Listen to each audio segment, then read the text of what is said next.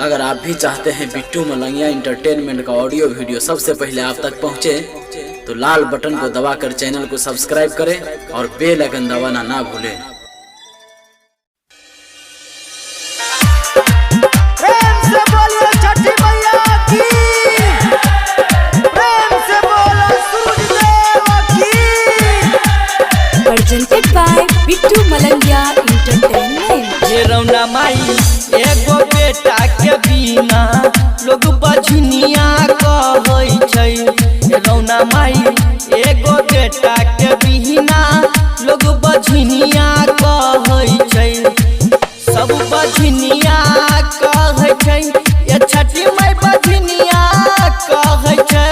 कि टोला मोहल्ला के लोगबा सब डैनिया कहै छै। ये छठी मैया एगो बेटा के बिना लोग बजनिया कहै छै।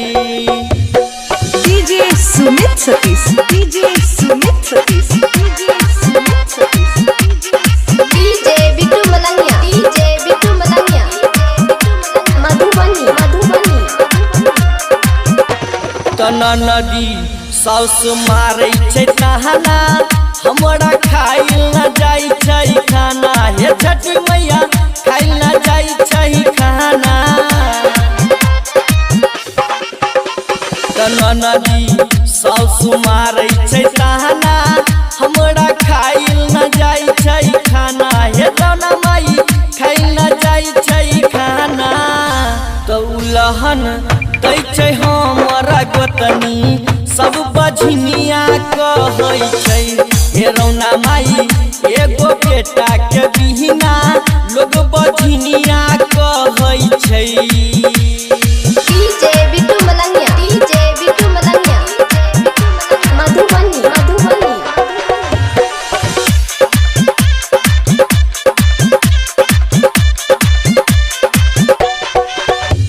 तो हम ते पानी में हाथ जोड़ ठार, आहा भ गेलिए कितना कठोर। हे रौना माई भ गेलिए कितना कठोर।